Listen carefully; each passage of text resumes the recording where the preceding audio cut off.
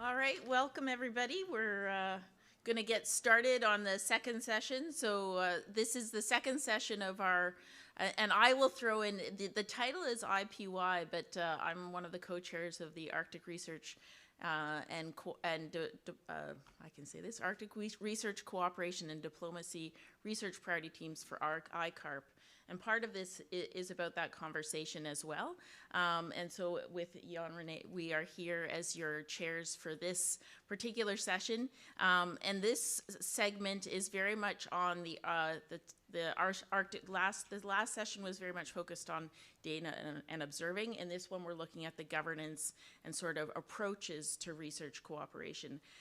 So for our first session, and I'll just sort of say we have a bit more time, a little more leeway for our speakers in this session. So we're going to be a little more flexible in terms of taking questions. We have excellent lineup of panelists who are going to talk about different approaches to research cooperation. And what we're going to do is ask each of them to come. We have one that is virtual, but some advice we've been asked, make sure you stay very close to the mic for our speakers so that the people online can hear, and also inviting that if you have questions online, there may also be that opportunity for folks that may be joining online. So with that, I'm going to turn the floor to our first speaker, who is Maya Graham, and she's going to be speaking about bridging offshore research and northern communities, the Edmondson Sciences inclusive approach to Arctic engagement.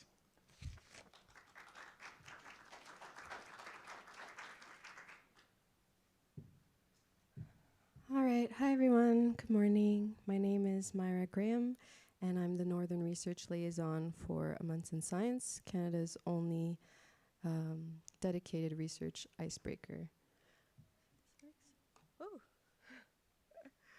almost lost my hat.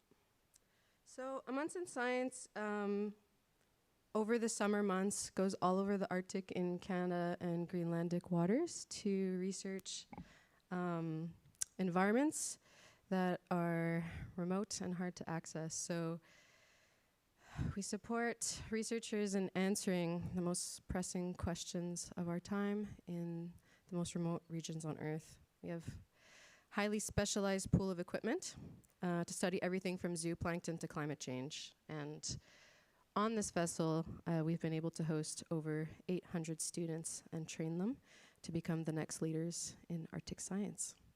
So we generate this wealth of data and knowledge and make it accessible to the global scientific community. Over 20 years of research now, calls from our user community kind of made us listen to have better representation in Arctic science and had us reframing our operations. So we actually brought in someone to come and help us reframe that. So the notion of equity, diversity, and inclusion became very central to our operations. So it became another tool that we have. So not just sensors and fancy cameras, but also inclusivity and understanding that access to the vessel doesn't just depend on funding. There's also other barriers. The notion of nothing about us without us also means that we have to look at including Arctic people in Arctic research. So providing access to the vessel is not just about money, as I said. It also means awareness of different barriers and helping to lower those barriers to enable access to the vessel. So in 2021, an EDI committee was created at Amundsen Science to address the inequity on board, but also in our approach to science. So on board, this means making sure everyone is feeling safe and comfortable and respected. On land, this means connecting with Arctic communities and sharing this knowledge with Inuit. So being offshore on a boat, it's very easy to forget that you are actually passing by many communities, especially when you're eating cake and working 24 hours a day to collect your data. But we benefit so much from accessing these territories in which we research. We get publications, we get prestige, we get a talking spot at Arctic Frontiers. and we get funding. We get a lot of money to do this. And so kind of making sure that we're not just doing a checklist, that we're actively including everyone in this research, and acknowledging that Inuit communities have lived and learned in these same areas since time immemorial, and as guests, it's essential to give back in meaningful ways.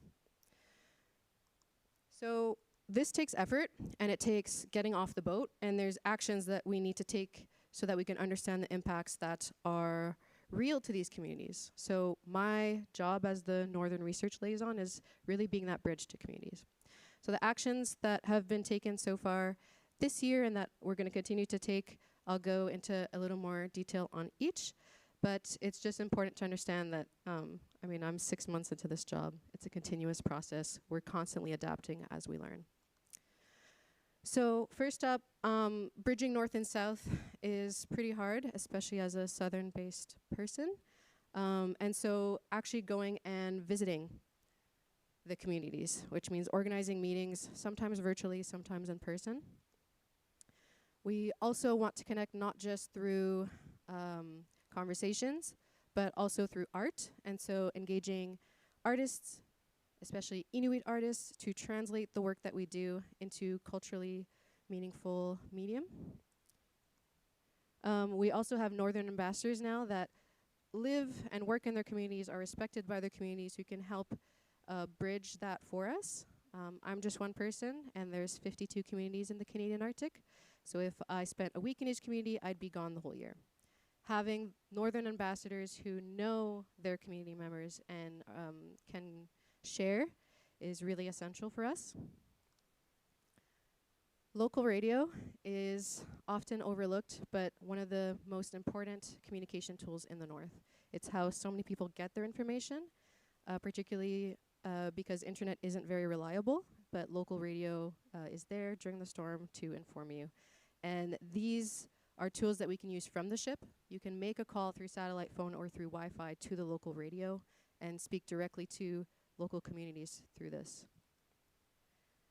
We have a podcast called Passages. I invite you guys to look it up. It's on Spotify, and with our user community on board over the summer months, we have conversations about the research they're doing, and people can learn more through these. And finally, we're now launching a live stream project so that classrooms can connect directly to the research vessel as the research is happening and ask questions and be involved. And hopefully we can open those live streams soon to everyone.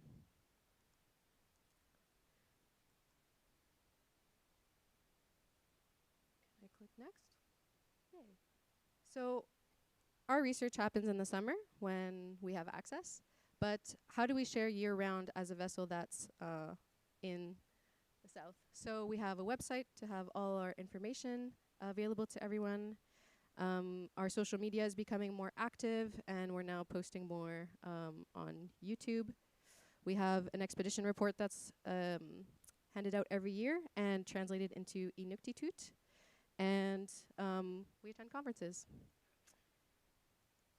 The biggest project that I undertake is community visits. So in the fall, I spent 6 weeks traveling to 6 communities to directly connect with people, which going into schools, going into municipality offices, going on the radio, and hosting public events for people to learn more. We also want to support researchers for them to engage directly with the communities. On board, we are trying to create more science days where we actually go into the communities. People can come on board the vessel, and researchers can go into the community. So they take a break from their research activities and spend time connecting. And we want to host more experiential field schools. These have happened in the past, and we want to increase them in the future. Finally, we have an Indigenous trainee program where we are hiring Inuit and Arctic residents to come on board and learn to operate many of our tools and explore some of their interests. So if some youth are interested in social media, they can be an intern and learn more and actively participate in the research as well. So it's important to remember that these processes take time, just as the climate and the Arctic are changing, so must the ways in which we conduct the research. EDI is the way forward for us. Our main funders now require us to have EDI strategies implemented in order to have funding. And so even if the moral imperative to change does not speak to you, I hope your funders will. So far, we've gained more than just funding.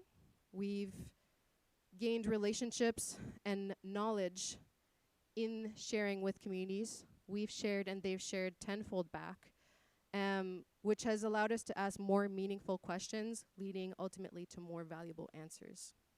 Kianami, thank you.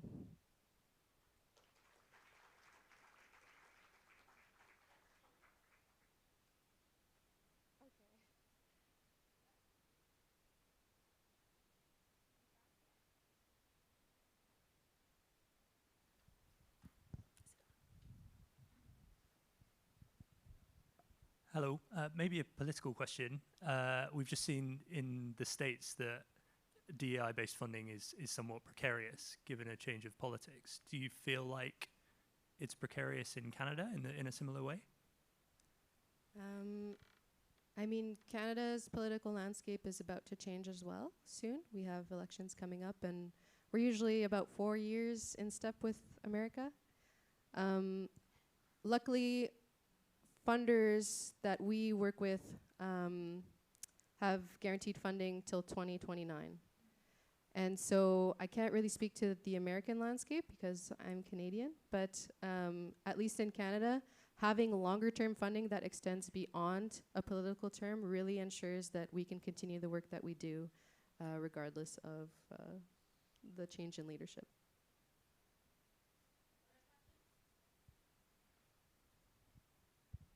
Thank you very much, Gosia Śmieszek-Rice, UIT University here. Thank you for the presentation. Just a short question. You mentioned that communities shared tenfold when you've built those relationships, but I was just wondering if you could say anything more about the response from the communities and also engagement from folks in general, but maybe interest from the youth in particular. Thank you. Yeah, thanks for that question. The response has been like beyond my expectations. I think for me, my approach when I first go into a community is to listen. And oftentimes, people are surprised to see someone just come in without an agenda, really. Like, I don't have set goals when I go there. I go there first to listen and then see what we can do. So that usually includes just sharing scientific presentations with students and youth, and then they go home and share with their parents what they learned. And that opens up conversations then with the wider community where they are curious and actually surprised that someone is just in town not to collect data but to actually share information. So there's what I've noticed, a frustration with researchers coming in and taking data and leaving and not bringing it back or not sharing what they did. There's a kind of metaphor that they use to call us geese, because we all flock in the summer and then leave and make a lot of noise. With youth, there's been a lot of curiosity and excitement, and for them knowing that this is happening in their backyard and that they could potentially have this as a job and stay in the region. I've received a lot of good feedback on that. And so the videos that we share is often kind of like the video you've seen, but also I'll share the underwater footage that we take and the excitement to see that, okay, there's sponges and coral and all these amazing wildlife right in their harbor, right outside their harbor that was taken from the ship. I see light bulb moments of like, okay, there's a lot more to understand and learn about. So yeah, it's been very encouraging. There's a spring tour planned for another 6 weeks, starting in March, where we'll be going to additional communities and continuing to share because we've had a lot of encouragement to continue.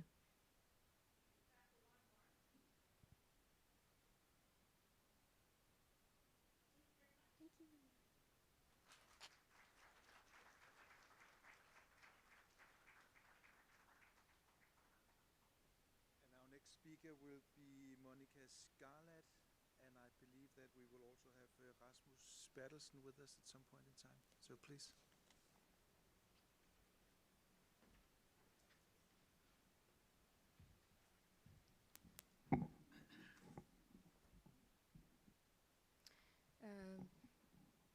Hello, everyone. My name is Monika Szkarłat, and I represent Maria Curie-Skłodowska University in Lublin, Poland. Today, I have a pleasure of presenting a portion of the research conducted in collaboration with Professor Rasmus Bertelsen from Department of Social Sciences, the Arctic University of Norway. And in this research, we focus on the business actors in Arctic science diplomacy. It's a portion of our larger research where we focus, generally speaking, on science diplomacy in Northern Europe. So as mentioned, here we analyze mainly how those actors, private actors, which we divide into categories, private actors Arctic origin and private actors with external origin, how they participate, co-create science diplomacy in the Arctic. And in this particular research, we also focus on the shifts, the tensions and the changes, which we include as a kind of a driving factors. So two of those, generally speaking, the changes in the world order, and secondly, the technological advancement and technological change.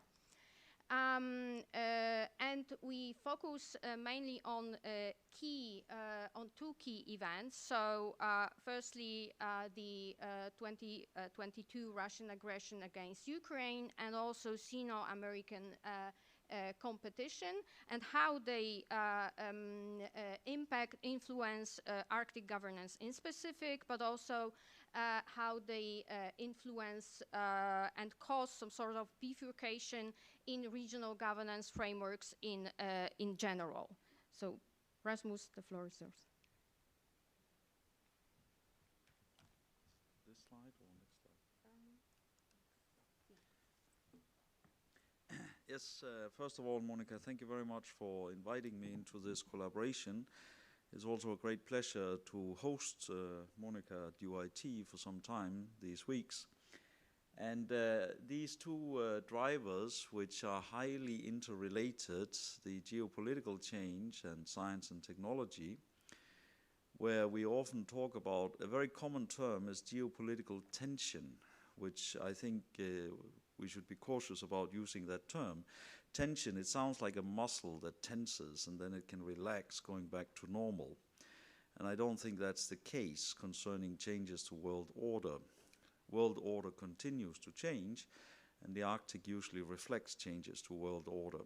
And of course, what we are seeing is, at the big level, it is this Sino-American competition, and of course, science and technology is deeply integrated in that great power competition between the United States and China on a global scale, also very much in the Arctic.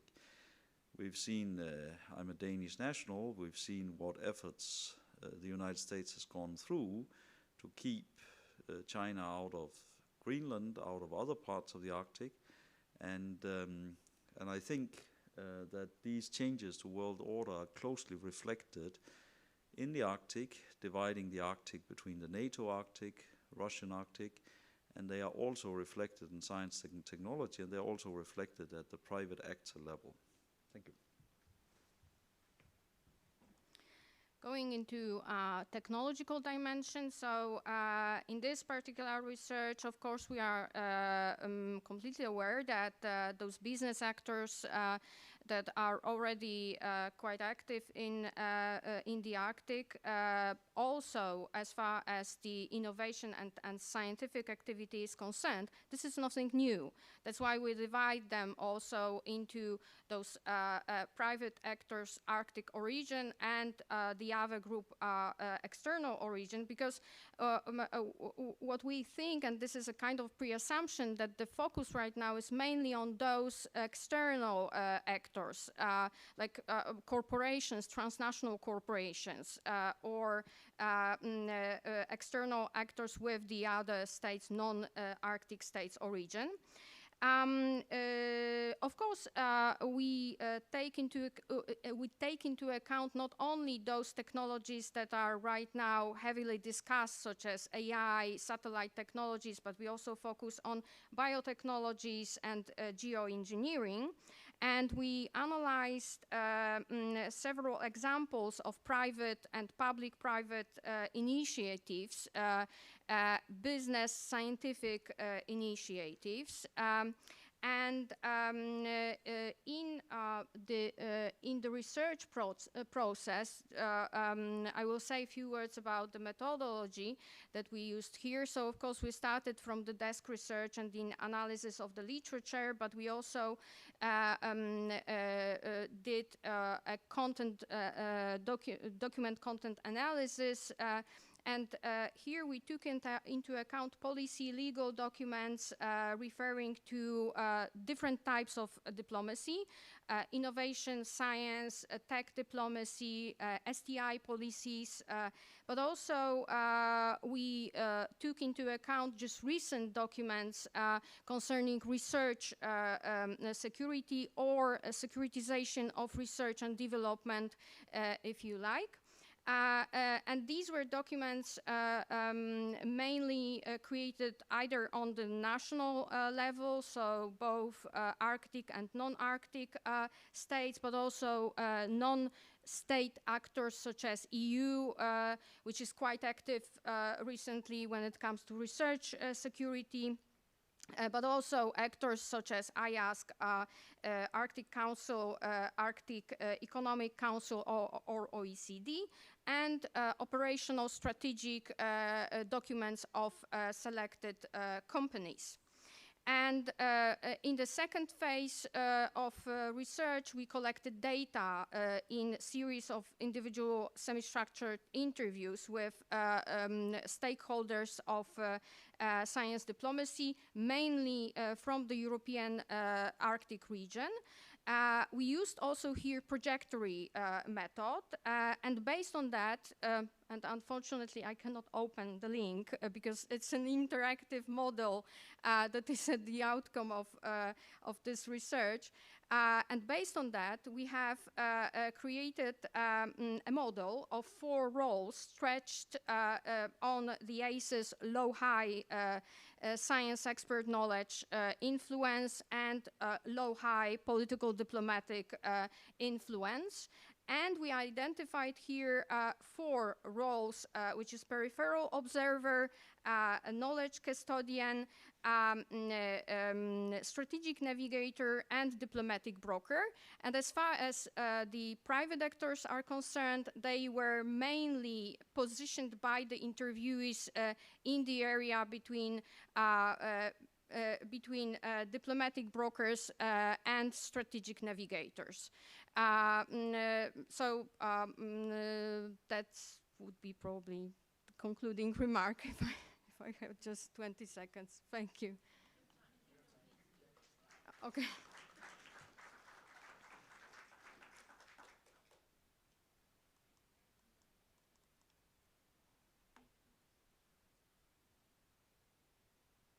Yes, Jennifer said we have time, so there's also room now for questions to the speakers, please. Anyone?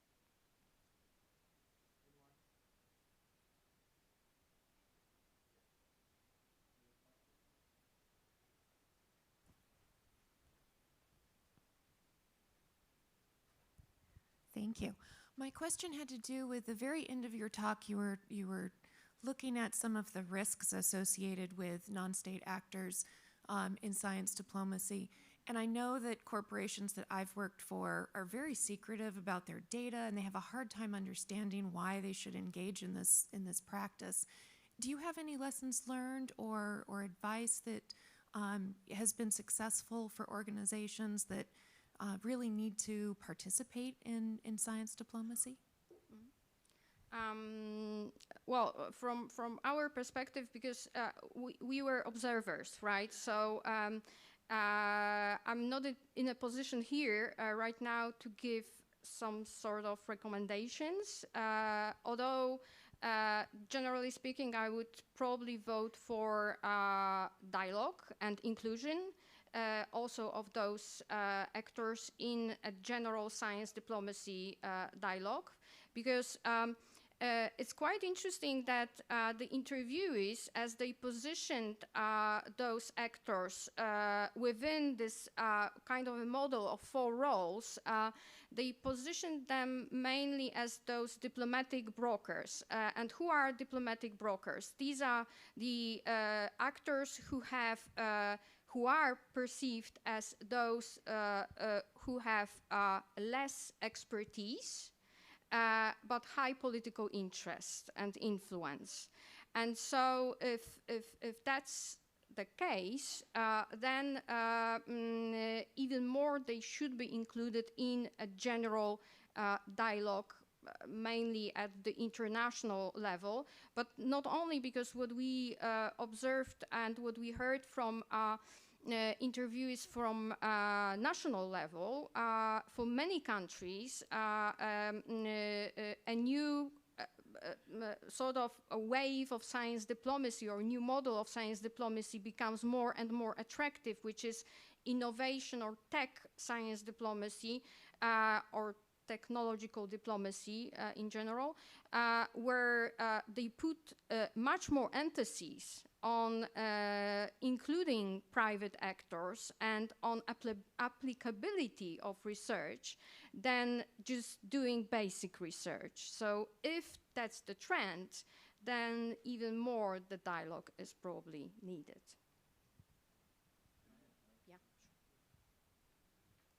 Yeah, very briefly, thank you. It was a very thought-provoking question. And just following up on the previous presentation about the importance of community engagement, because of course private sector research is proprietary, and they're extremely guarded about sharing it. And then in the Arctic context, we see very clearly, I mean, this need for openness. But you can have different kinds of secrecy. I mean, we see more and more dual use. And we complain about the other side's dual use, and we very much encourage our own dual use. We see more and more mixing up of civilian and military research, also in Nordic countries, etc. So there, of course, how to say, you're going to have different kinds of conflicting secrecy. I mean, you can have private sector proprietary research, you can have defense-related classified research, etc., which of course collides exactly with these questions about community engagement. Thank you. Great, thank you very much.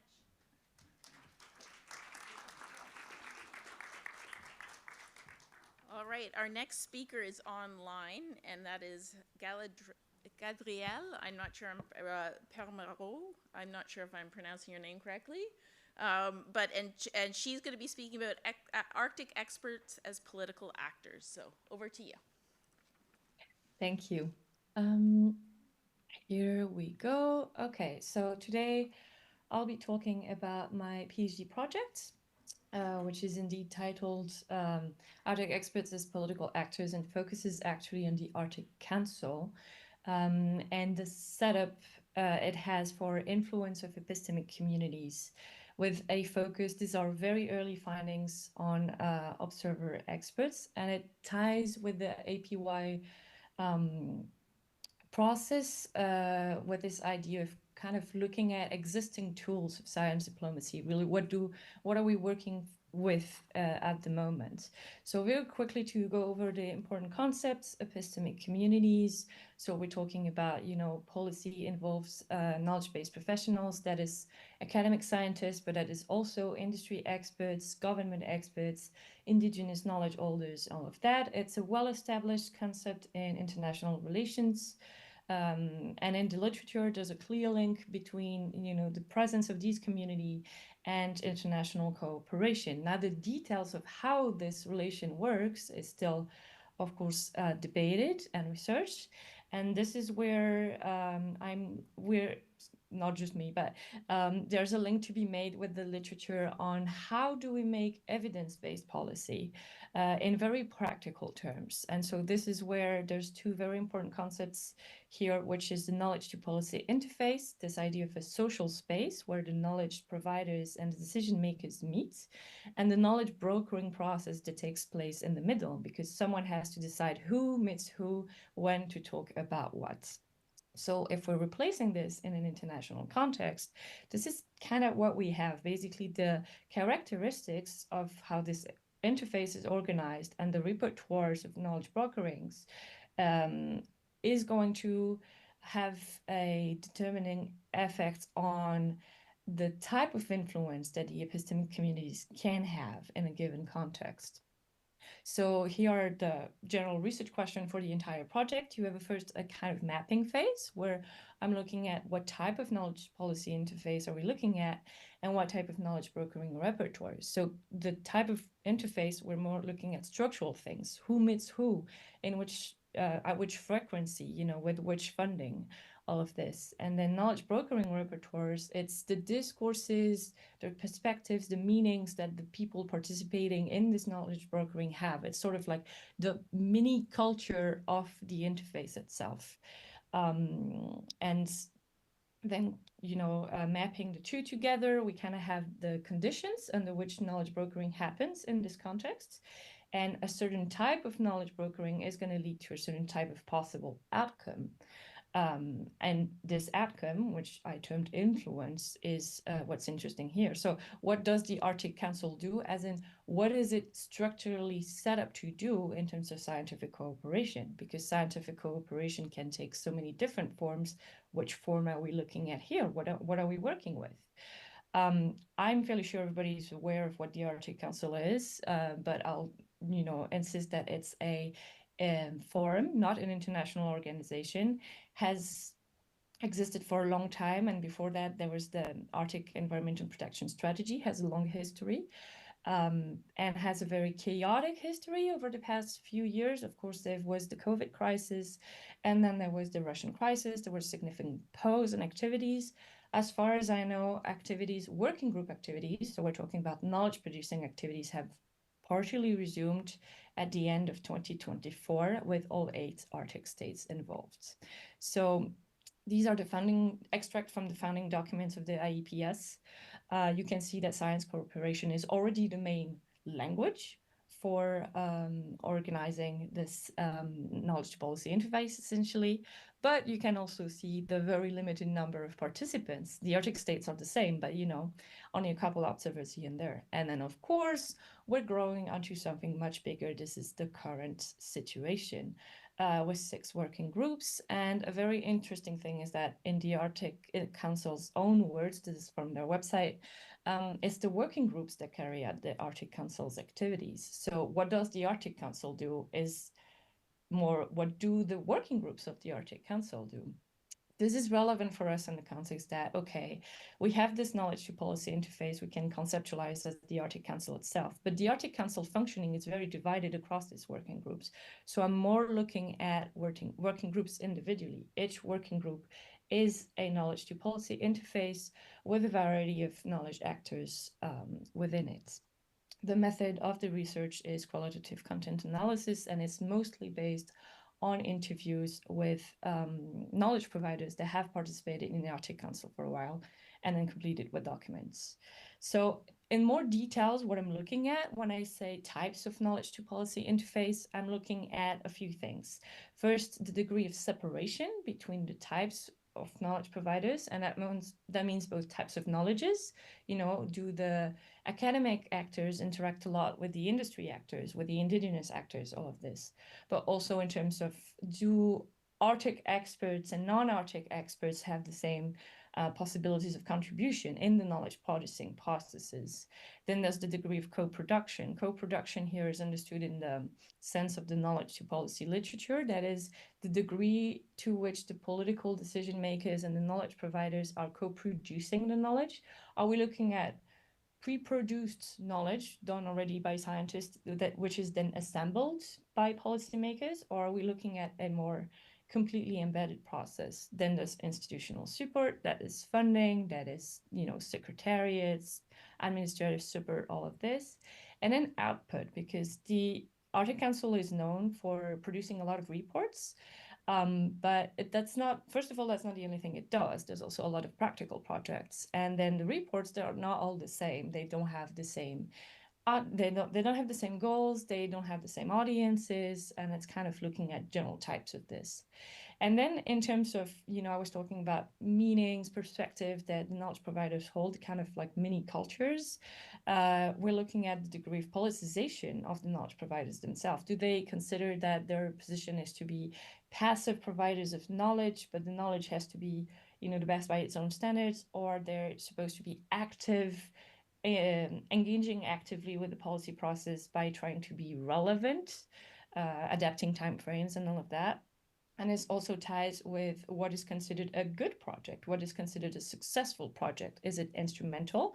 That is, it's focusing on very tangible change, short-term, applicable, on the ground. Or are we looking at something more conceptual, more, is it authoritative science, for example? Is it bringing better awareness, And then lastly, of course, personal introductories. How did these people end up here? Is an interesting question in itself. And the idea is to look at the co-occurring characteristic and assemble them into repertoires.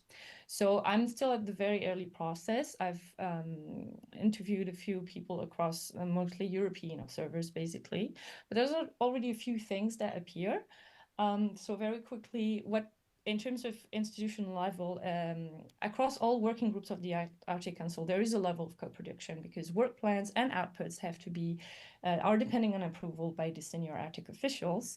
However, the modalities of knowledge production within the working groups is incredibly diverse. That is, like, you have the entire spectrum from very traditionally separated, science on one side, political on the other, to very integrated.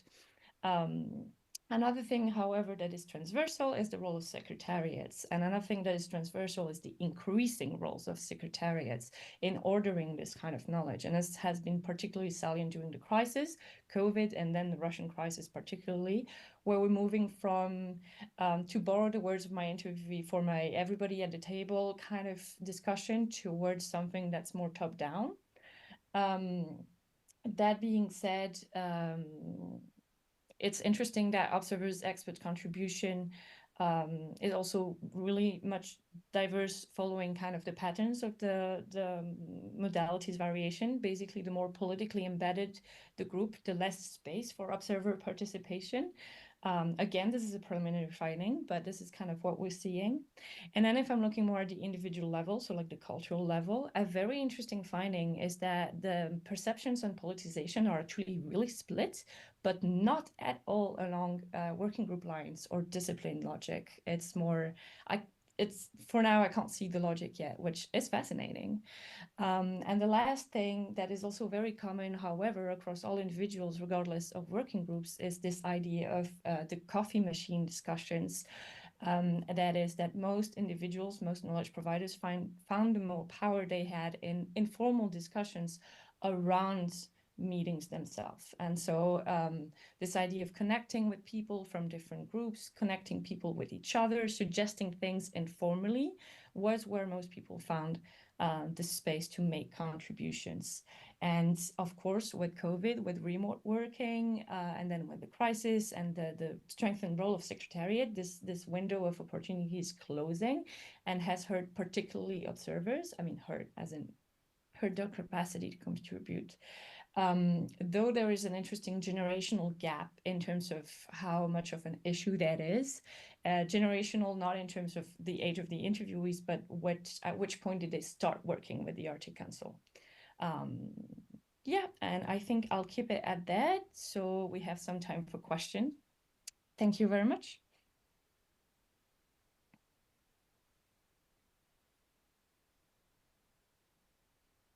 Do you have any questions? No questions from the room?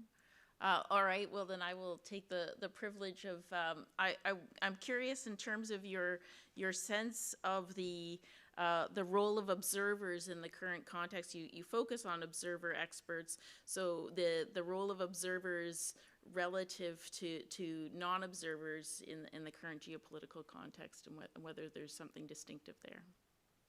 So there's definitely something distinctive, which is a clear frustration and a feeling of having been set aside due to the current political context. It's a thing that came up a lot in the interviews, is that it was already a bit visible beforehand, but has clearly strengthened.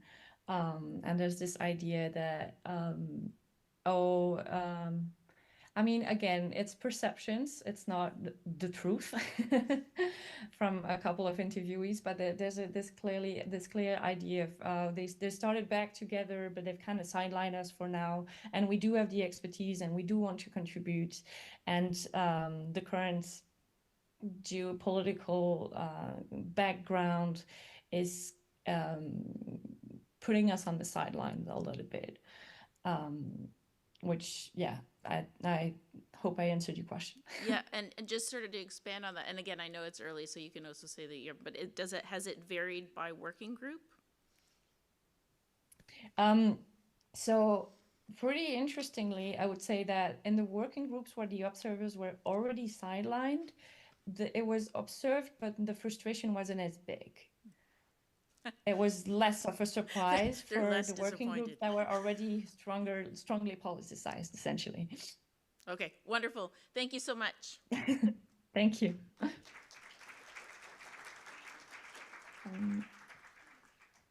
Our next speaker will be Serena Stella from the Interagency Arctic Research Policy Committee, USA, please.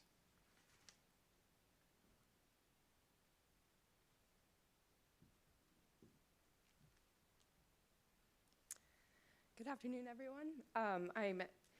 I'm pleased to be joining you today from the Interagency Arctic Research Policy Committee. And before we get started, I'd like to share a little bit about our organization. IARPIC is an interagency working group of the National Science and Technology Council. We're tasked with enhancing research in the Arctic by bringing together federal agencies to coordinate their work. And we also facilitate conversations among federal agencies, researchers, Arctic communities, and others who live and work in the Arctic, both in the United States and internationally. So to do this, we bring together leaders from across 18 agencies, departments, and offices from across the US federal government. And we also run IARPIC Collaborations, which is a web platform that facilitates collaboration between federal agencies and also non-federal groups and researchers with interests in the Arctic region. In 2021, IARPIC launched the Arctic Research Plan 2022 to 2026, and this plan is intended to enhance Arctic science and research by coordinating federal agencies and bringing in both US and international collaborators. The plan adheres to 4 critical policy drivers in US Arctic research policy that reflect long-standing US interests in the Arctic and also the long-term collective priorities of IARPIC federal agencies. These policy drivers include well-being, stewardship, security, and Arctic global systems. The Arctic Research Plan focuses on high-level goals for Arctic research, and more specific research deliverables can be found laid out in 2-year implementation plans. In December 2024, just a few months ago, we released the second implementation plan, which is now being implemented up through 2026. This is an interdisciplinary and holistic plan that encourages collaboration among the many aspects of Arctic research.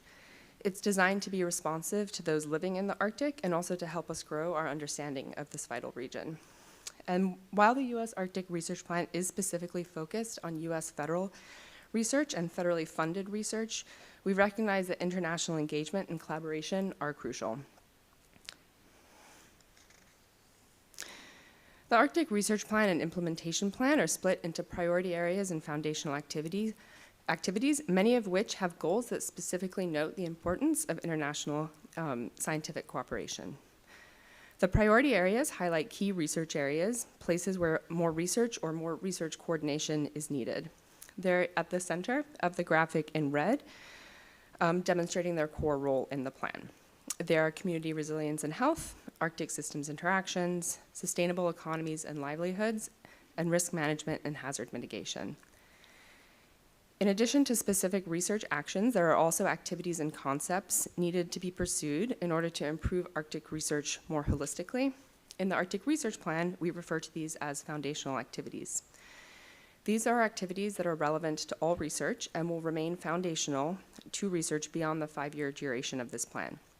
You can see them along the bottom of the graphic.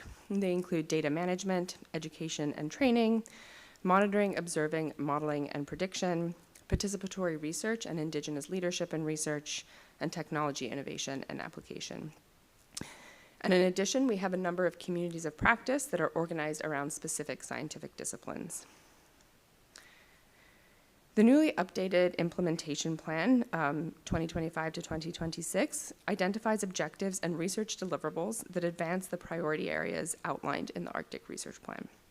So, over the next 2 years, the Arctic Systems Interactions Team will work to enhance the ability to observe, understand, predict, and project the Arctic's dynamic interconnected systems and their links to the Earth system. For example, this team will continue to advance understanding of Arctic amplification and the associated connections with lower latitudes. They will also bring people together to discuss current data on Arctic boreal wildfires and national and Alaska-based tools that can be used by those in the Arctic to understand and mitigate risks associated with wildfire. The Community Resilience and Health Team will work to improve community resilience and well-being by strengthening research and developing tools to increase understanding of interdependent social and natural-built systems in the Arctic. This work will include addressing emerging threats to food security and access, as well as food and nutrition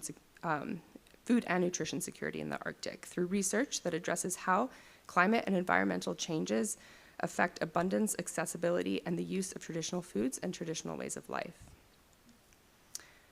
The Risk Management and Hazard Mitigation Team is working to secure and improve quality of life through research that promotes an understanding of disaster risk exposure, sensitivity to hazard, and adaptive capacity. So this work will include supporting research for more resilient and transformative infrastructure to withstand potential impacts of acute and long-term hazards. The Sustainable Economies and Livelihoods Team is working through a lens of applied economics with a primary goal to observe and understand the Arctic's natural, social, and built systems to promote sustainable economies and livelihoods. This includes working to understand the complexities communities face to develop and maintain critical infrastructure required for sustainable communities supporting a high quality of life for residents.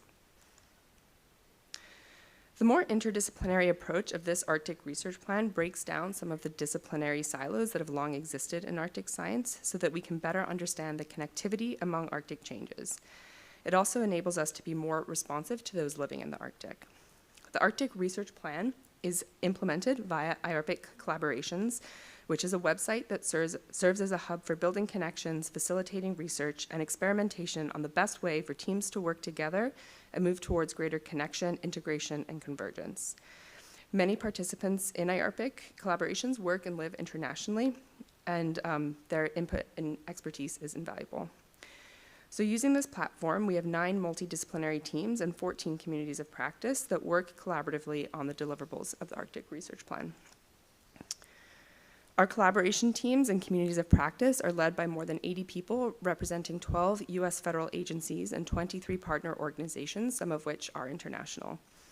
This cohort of team and community leaders lead a broader community of over 4,000 IARPIC collaborations members. In the past 2 years, we've held over 200 public meetings that have engaged the larger research community on important discussions thank you, collaboratively advancing federal Arctic research priorities and have allowed novel connections to be made. And this is one of several ways that teams are advancing deliverables. So over the past 2 years, these teams have made accomplishments through more coordination of research supported by the connections made through IARPIC collaborations, new funding opportunities and awards by federal agencies, workshops and webinars, new research publications, and establishing connections and continued communications across IARPIC teams and communities. And you can see all of the accomplishments of the first implementation plan by scanning that QR code, including what specific deliverables are being worked on and advanced. We've also been making strides towards greater collaboration with traditional and local knowledge holders, particularly in Alaska, although we have a long way to go for truly equitable and effective collaboration. Some of our work over the past 2 years has included meeting with tribes, native corporations, and Indigenous consortiums to better understand the needs of these communities, creating an Indigenous engagement strategy for IARPIC to consistently and ethically engage with Indigenous communities, and supporting new leadership through fellows within IARPIC and through team leads. Before I wrap up, I want to once again emphasize that this plan does require close collaboration. While it is a federal plan, it can't be accomplished by federal agencies alone.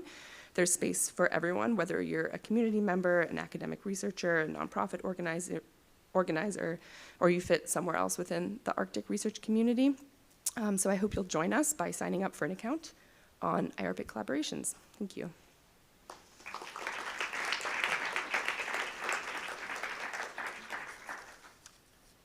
We have time for questions.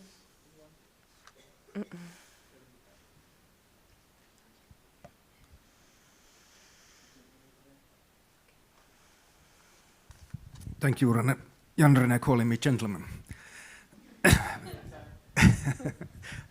Thank you and congratulations for the achievements. What do you think, or do you foresee that the new leadership in USA will affect your activities?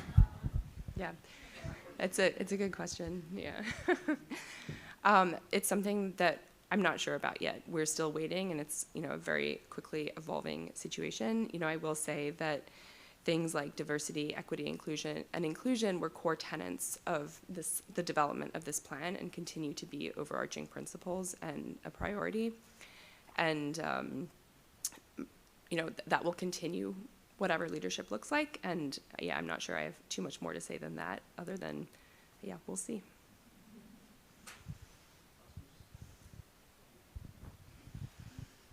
Yeah, thank you very much. Very interesting presentation. When you talk about global systems, I suspect that by global systems you mean global biophysical systems. And of course, as a political scientist who thinks about international politics and economics and security, etc., as global complex systems, it's a bit of a personal hobby horse to me. So is there any thinking about, when you think about global systems, that you're not just thinking about biophysical systems, but also how they interlink with global political, economic, and also technological systems? Thank you. Yep, that's a great question. Our team that focuses on Arctic systems is very broad.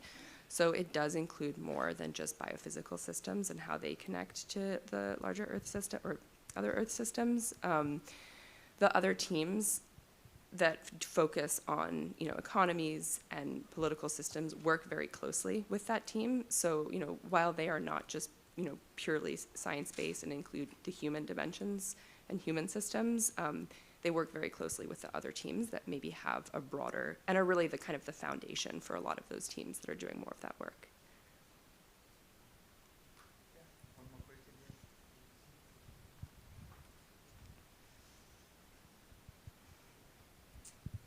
Given your sort of relationship with federal agencies, I'm just curious how the interaction effects between this work and the NSF and their new approaches to funding. Yeah, their new approaches to funding are impacting us as well, and again, are something that we don't know too much about. What's going to happen over the next few months and few years.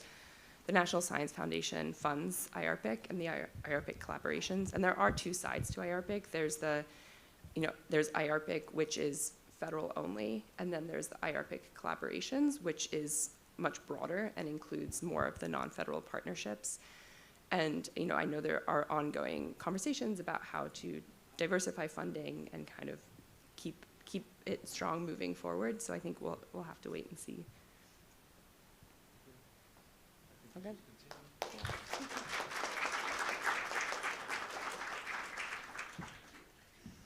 All right, I'd like to introduce our next speaker, which is Melody Lynch. It's just you, right, Melody? There's no one. You've got multiple people. And she's going to be speaking about cooperative approaches to mobilizing diverse knowledge in the North. And this is an Arctic Neck presentation.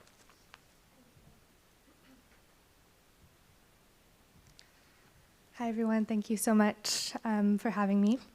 So I'm the Knowledge Mobilization Coordinator at ArcticNet, and that's an organization based in Canada. So today I'll be talking a little bit about collaborative approaches to mobilizing diverse knowledges in the North with insights from ArcticNet's Knowledge Mobilization Program. So for those of you who may not be familiar with ArcticNet, we are a network of northern research in Canada, and our mandate is to support research, capacity building, and policy development in the Canadian Arctic. Our organization just celebrated our 20th anniversary, and over that time we've funded over 300 projects and offered training and support to over 4,000 researchers. So the 5th International Polar Year requires at its core a commitment to meaningfully involve and benefit a wide range of groups in order to effect positive change in equitable ways. So in this presentation, I'd like to highlight the sharing of diverse knowledges through collaborations as an important focus for the 5th International Polar Year. So I've written knowledges here in plural with an S to explicitly bring focus to the diversity of equally valid knowledge systems. And when these knowledges are brought together, especially those that have been historically underrepresented, they can be powerful in responding to Arctic priorities. So more specifically in this presentation, I aim to address the following question. How can we better support the mobilization of Indigenous and scientific knowledges through regional, national, international collaborations? And I'll share some insights from some of our projects and approaches at ArcticNet. So first, I'd like to begin by showing an example of how we can value and share a diversity of knowledges about the Arctic. So for this, I'd like to highlight ArcticNet's Inuit Hauyusarnimut Pilarijutit, or IQP, which means Inuit Research Program.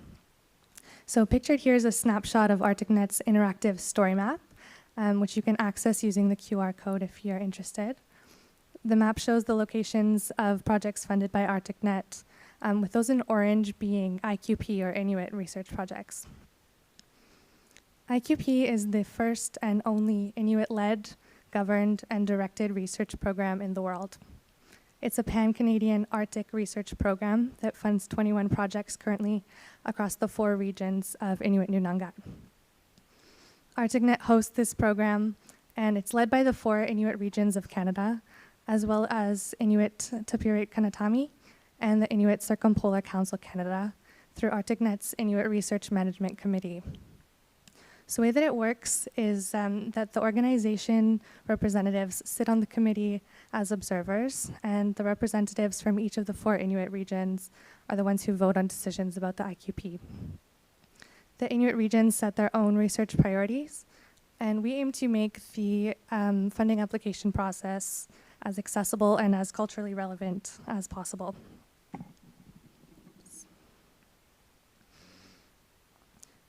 So we do that in different ways. For example, all the communications are available in local languages, and applications are accepted in those languages as well. Also in different formats, like written or oral applications are accepted. We also support capacity building for research undertaken by community members under this project. And so this is just one example of how ArcticNet has been working toward diversifying different knowledges about the Arctic that are shared and that are valued in our network. A second aspect I'd like to talk about is the different approaches that we can use to mobilize knowledge. So at ArcticNet, we have a knowledge mobilization strategy that involves diverse activities to communicate and exchange knowledge with different audiences. First, our annual conference takes place in Canada every December, and last month, at our most recent meeting, we had over 1,700 attendees, and 1/3 of those were Northern residents. So these meetings are incredibly important for discussing and sharing knowledges in person. We also offer webinars throughout the year, and these are geared primarily to support early career researchers, although they are also open to everyone.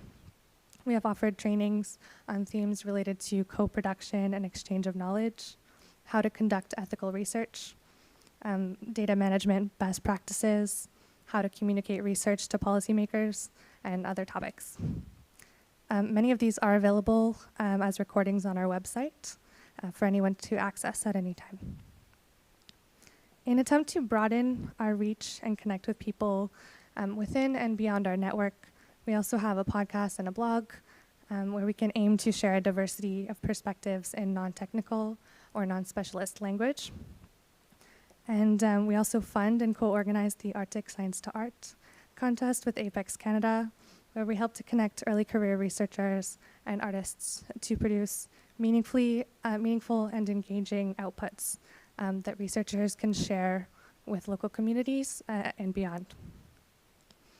Additionally, we prepare reports for policymakers, such as the integrated regional impact studies, which you can have a look at if you're interested using this QR code, or on our website as well. And our latest of these reports will be released very soon, probably next month. So the last thing I'd like to mention here is that we also offer one-on-one support to those looking for guidance in developing an impactful plan to mobilize their knowledge. For example, we can offer help writing policy briefs, connecting artists and researchers, or just discussing possible approaches specific to every project.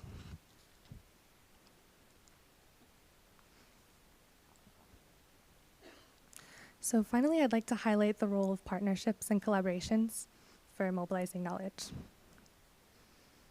At ArcticNet, we have a large network of partnerships, including 60 Indigenous organizations, 8 federal agencies, 4 provincial agencies, over 25 collaborating countries, 48 communities across Canada, and over 40 post-secondary institutions.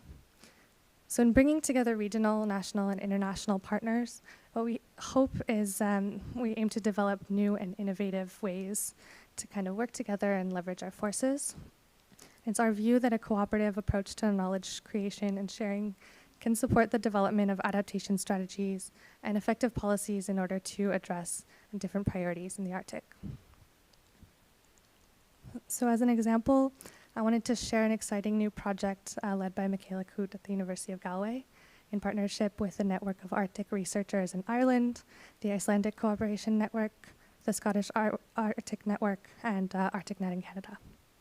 So this project is focused on how we can ensure that research networks meet the needs of society in different contexts, and we're specifically focused on the science policy interface, which Galadriel just mentioned a couple presentations ago.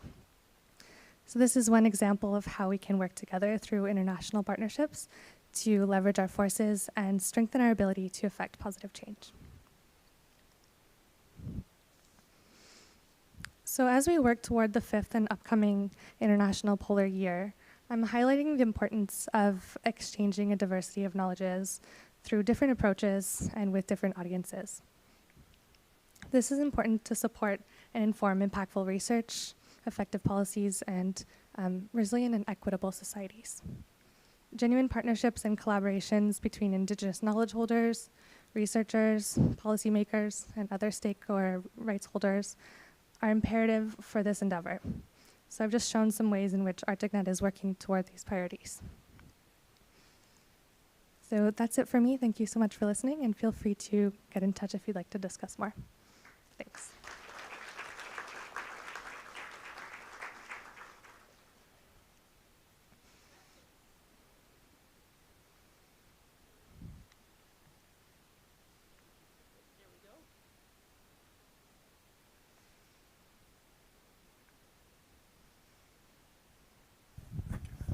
This is really remarkable and important work. It's amazing to imagine 500 northern residents at a conference all engaging with researchers. I know international borders are hard to cross sometimes, but do you collaborate with tribes and indigenous organizations in Greenland and Alaska?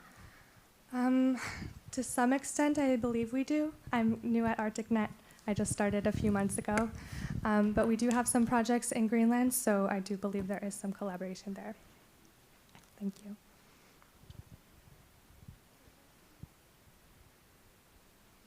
Thank you.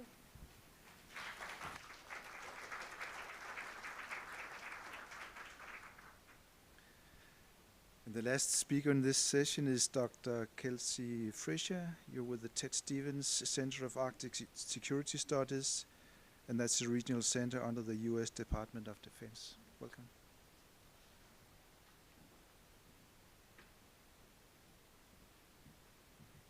Okay. Good afternoon or morning, depending on what time zone your body is telling you it is.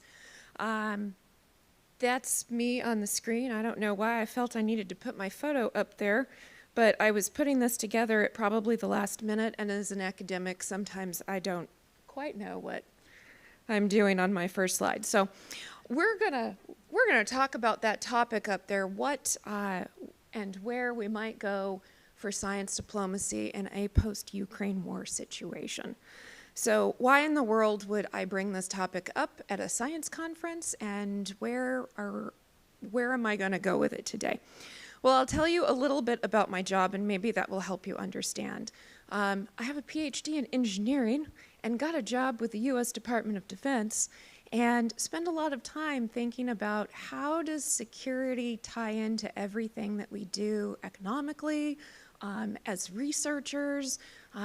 How do we find a way forward? So I do spend a significant amount of time doing research, and this one popped up recently, this idea of, well, what does the future hold, and where are we going, and can we think creatively about what we have learned in the past, and how we might apply that in a future situation.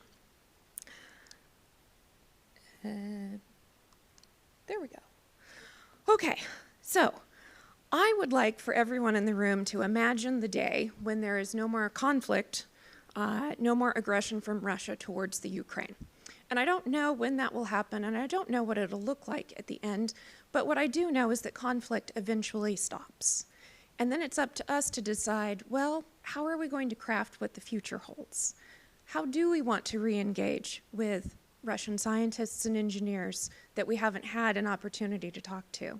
What would an agreement be like? And how would we imagine that? So I spent some time looking at historical frameworks that have been used by the international community as kind of a lesson for where we might go. And the first one that came up that seemed to be relevant was the International Geophysical Year of 1957 to 58. And while I can say I wasn't around for that one, the history is certainly fascinating.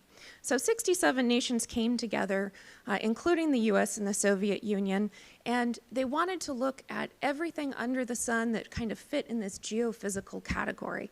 They looked at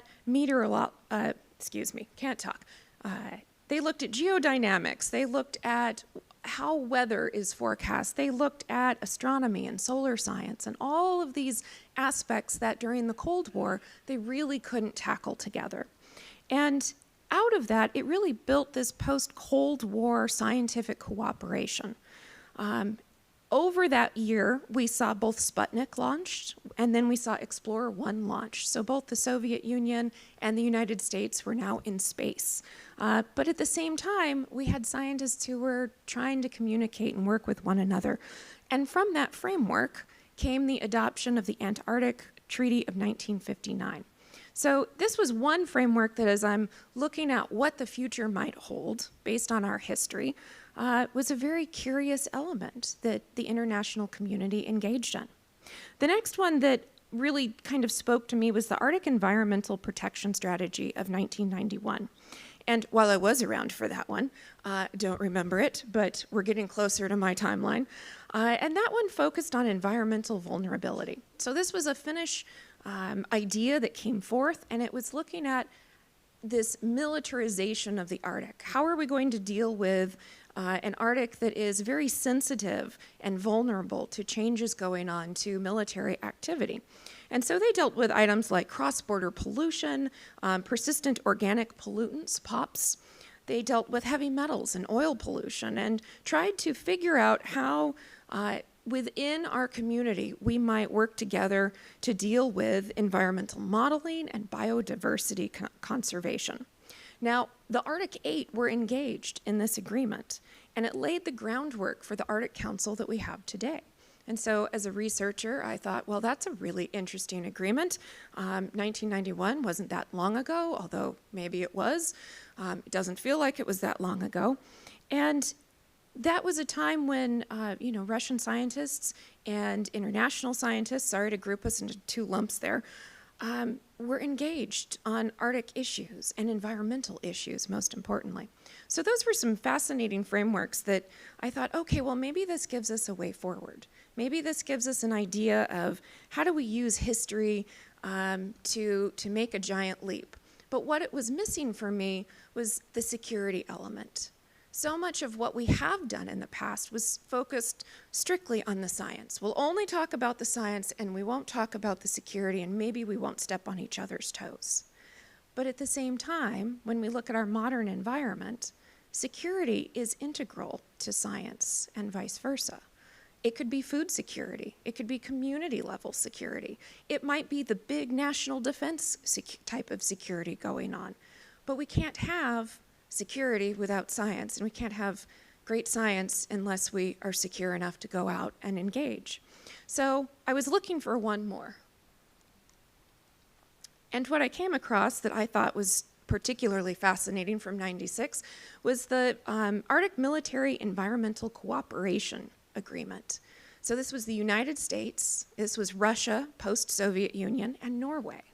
And they came together really to focus on nuclear submarines that had been decommissioned, nuclear waste, military bases in the Arctic from that Cold War era that were leaking toxic metals into the ground, and how are we going to clean that up? So now we've married science with security together, and I went, oh my gosh, okay, tell me more about this. Because again, I'm looking for, what do we do when the conflict is over? There's gonna be a lot of cleanup. There's gonna be a lot of science that we need to get started again. There's gonna be conversations that have to be had, but how?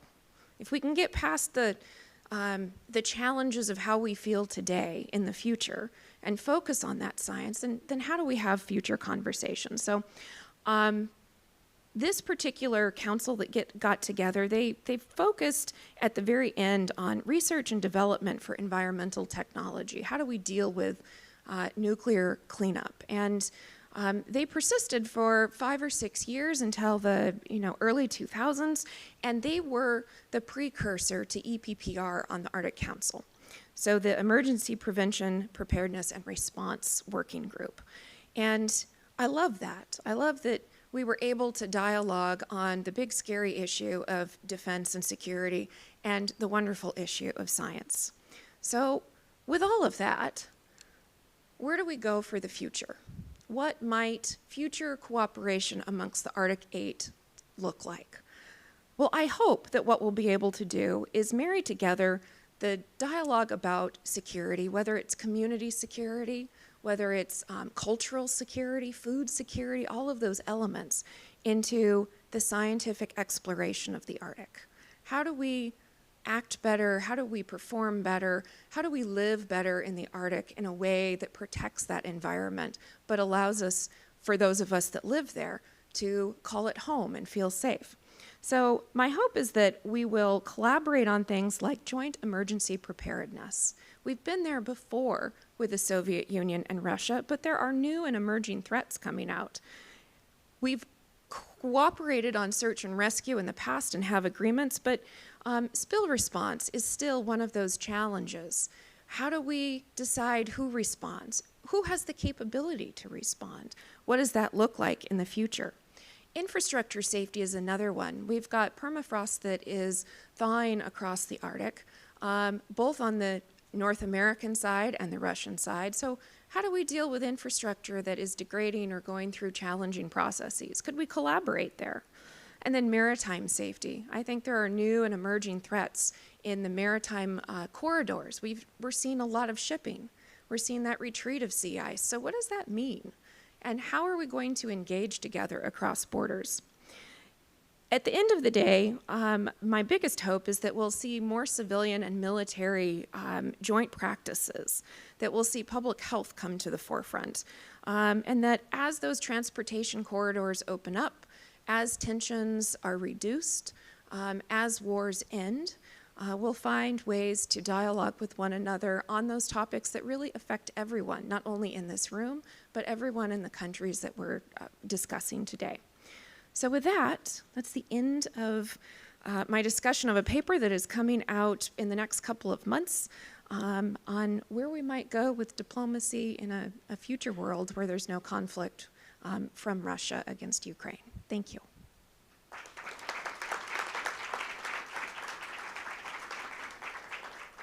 Yeah, thank you for this very interesting vision on where we'll go next. And are there any questions?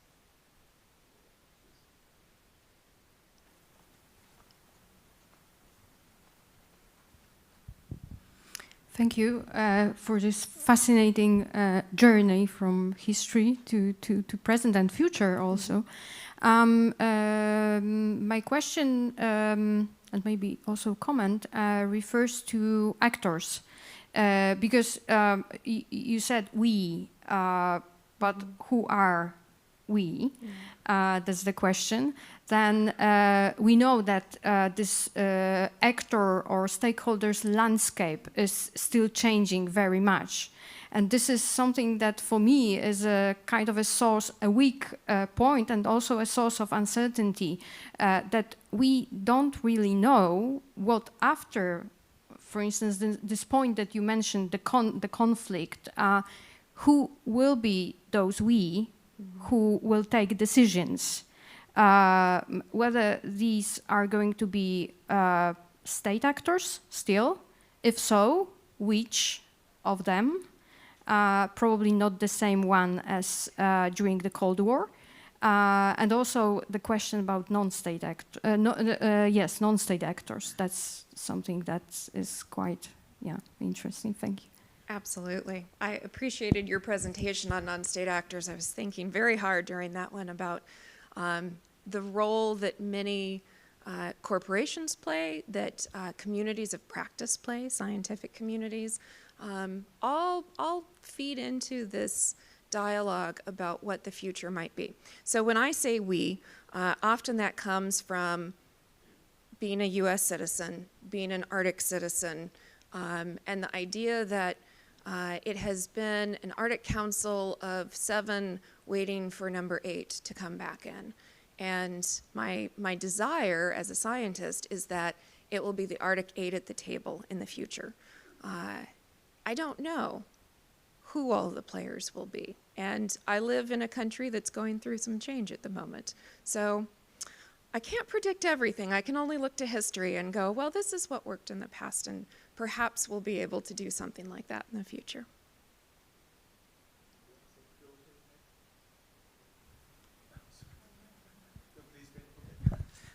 Thank you very much. Very interesting presentation. Very quickly, I think there's a problem with the premise of your presentation, and it's basically that it's Russia against the rest. And the world is dividing into a NATO plus world and a BRICS plus world. And Russia is very well integrated in this BRICS plus world. So quite frankly, Russia, I basically don't think Russia is very interested in the rest of the Arctic. They got plenty of Arctic themselves. I think they have irrecoverable distrust of the West. They have very strong partners, India, China, Middle East. So quite frankly, why should Russia be interested in re-engaging the other 7? Thank you. I think we would have to ask the future Russia why they might want to engage. If we put aside the state of Russia for a minute, we have a lot of indigenous communities within the territory that we know is Russia. And I think that there is a will from a community level to engage, at least in Alaska. When we think about our indigenous communities, we have families that are split up by borders. I know that those communities will be interested in engaging, even if it is just small community-based engagement. For what the future holds with Russia, it's hard to say. I know that we're seeing a lot more transportation through the Bering Strait. We're seeing a lot more transportation development through the Northern Sea route. So whatever the future holds, we're still all connected by these waterways, by the economics, by all of the trade that goes on. And so it is just my hope that one day we'll be able to have communication with scientists and engineers again. If it doesn't happen, that'll be sad and bleak.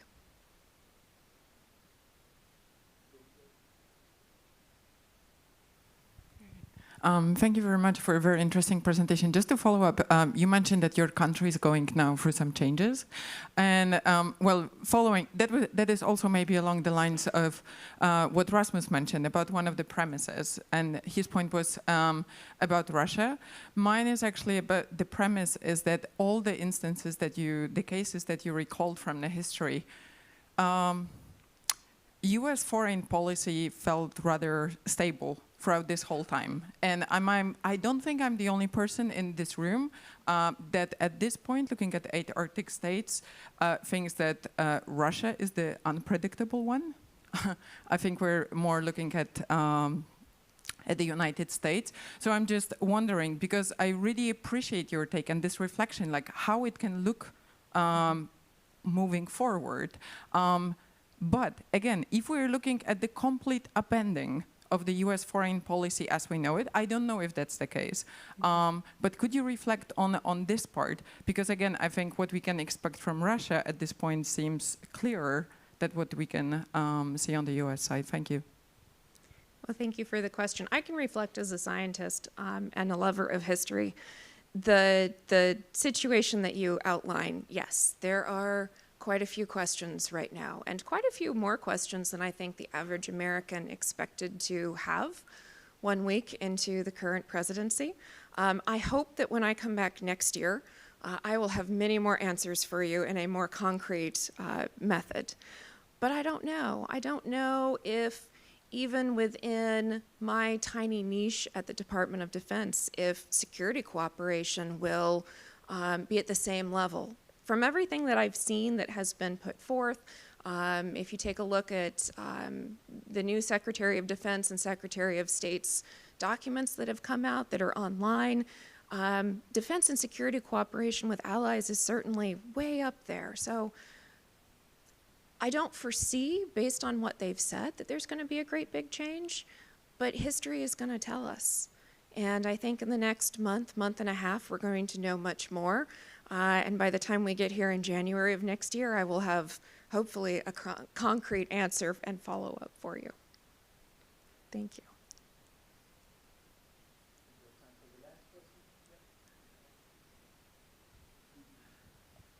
Hi. Following up on that last question, you mentioned that during the geophysical year, there was a lot of cooperation on a range of Arctic science issues able to be done that wasn't able to happen in other circles because of the Cold War. And I was wondering, what were the specific parameters that they set, or how did they structure that geophysical year to make it possible to collaborate that way? So that particular, so the geophysical year number 3 was focused on just the scientific diplomacy. And I think after coming out of an era where military tensions were heightened, and we, as from the American perspective, felt like we were on the brink of nuclear war all of the time, being able to focus on the science felt like a lovely escape. That was something that, at least when you were talking about the essential physics and biology, and I went out and measured this data, it was very hard to refute or find a political perspective on. Now, would that be the case today? Ask me later when there's wine. But what was beautiful about that time, and I don't mean to overemphasize that part of history, was that we were able to engage in dialogue that didn't feel like it was militarized. And there's great benefit to that. And I know that flies in the face of everything I just said, where I'm like, let's marry military with science together. But our definitions of what it means to be secure have evolved so much from the 1950s. And even in all of the sessions we've listened to just today, and we'll listen the next 3 days, you're going to hear discussions about health security and pathogenic security and emerging threats that include that science and that defense posture. And so looking at the past is helpful to understand what did and didn't work. But translating that for the future scenario, that's where it's very gray. And so this is just to throw out one possibility. Maybe we go back to only scientific dialogue. Maybe it's the engineers in the room who are like, well, we can build buildings on things that are squishy. We'll just talk about that for a while. But I do believe the more we have discussions together, the more time we spend with one another, of everyone from every different country and background, the lower those military tensions become. And the less likely we are to make a mistake or gauge something improperly. So my hope as an academic researcher and someone who, yes, is in the US Department of Defense, but I probably got lost on a random Tuesday and they're like, here, do some research for us. My hope is that what we're so good at in academic circles, we can translate up the chain and continue the dialogue and that conversation that's going to bring us as a global community together in a closer way. Thank you very much. Thank you.